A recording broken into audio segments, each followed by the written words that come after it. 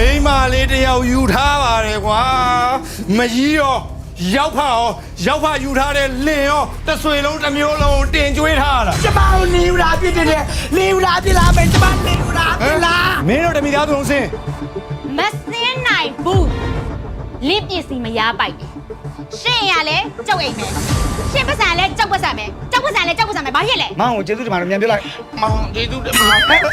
ပြန်ပြန်ငါ့စင်စနိုက်ကြုံတာလား စင်ကျော်ကလေထလန်းပညာကိုလိုက်စားနေတာကြားပြီသူလိုက်စားနေတာကိုဘသူမှမပြောပါနဲ့ဆိုလို့ကျမတို့ကမပြောတာ မေပါရေ အေး လေရဘသူလောနေတာလဲဘသူမှမလောဘူး အတရားမအောင်လေဘောကချလာလို့ ရှင်ကငွေမတက်ပြီးမအောင်ယူထားမှာတော့ကျမကြိုက်တဲ့အရာကိုရှင်ရှားမှာပဲလေငွေဆိုတာဒုတိယဖျားသခင်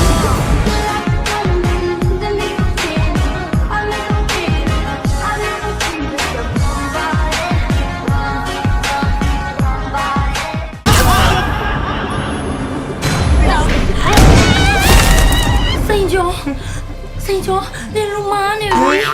အဲ့ဒီအိမ်ကတရေကိုလေနှင်းထုတ်ပေးမယ်ဆိုရင်ကျမအလက်ကားမခိုင်းပါဘူးတိုင်းတရားကတော့မှာ တိတ်တရားကိုစိန်ကျော်ရဲ့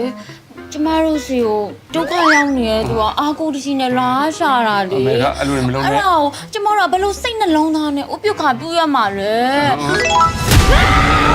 ဘာဖြစ်လဲ ဆက်ပြီးကမျက်လုံးမိတ်ပြရတယ်ယောက်ျား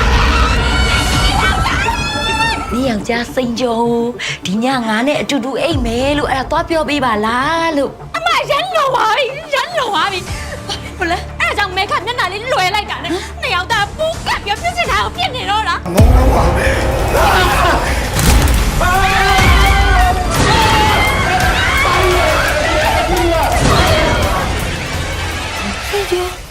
你ဘာလို့ချင်လာလဲ စိန်ကျော်တော့ဘာလို့ချင်တာလဲ မဟုတ်ဘူးတရေချောင်းနေတယ်သူ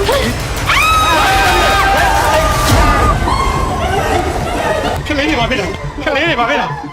စိန်ကြော်တော့စိန်ခေါ်လို့မရဘူး ခရိမောတိတ်ဆောင်လိုက်မှာတရေနှင်းကို စိန်ကျော်အလဲကြရင်တော့မတွေ့စမ်းပေါ့ကြီး